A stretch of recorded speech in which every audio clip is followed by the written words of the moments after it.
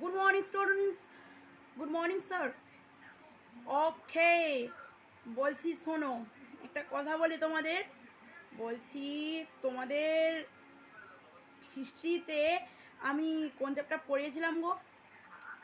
হ্যাঁ স্যার, আপনি তো পড়েছিলেন কি যেন, পঞ্চম অধ্যায়। ওকে, পঞ্চম অধ্যায়ে পড়েছিলাম, রাইট। আর যে এই সে মেয়েটার নাম কি যেন, এই যে শ্রীমা। কি ব্যাপার গো, তুমি আজকে সবাই ল্যান্ড করলে মহাকাশে? কি ব্যাপার? মানে কোনো তো স্কুলে আসোই না, পড়াশোনা তো এগিয়েই যাচ্ছে। তোমার মাকে তো বললাম, উনি তো কোনো পাত্তাই দিলেন না। বলছেন কি না মেয়েকে হোস্টেলে রাখবো কী করে, এইসব অবস্থা। তা কি বলি, পড়াশোনা বাড়িতে ঠিকমতো হচ্ছে তো? হ্যাঁ স্যার, ঠিকমতোই তো হচ্ছে, মানে করে বিন্দাস হচ্ছে, ঝকঝকে একদম রমরমে চলছে। আচ্ছা ঠিক আছে, তোমার ঝকঝকানি রমরমানি সব বুঝতে পারবো। তুমি একটা শর্ট কোশ্চেনে তোমাকে জিজ্ঞাসা করছি, ওকে? আচ্ছা শ্রীমা, বলো তো, ভারত ছাড়ো আন্দোলন কার নেতৃত্বে হয়েছিল? হ্যাঁ স্যার, ভারত ছাড়বো কেন আমি?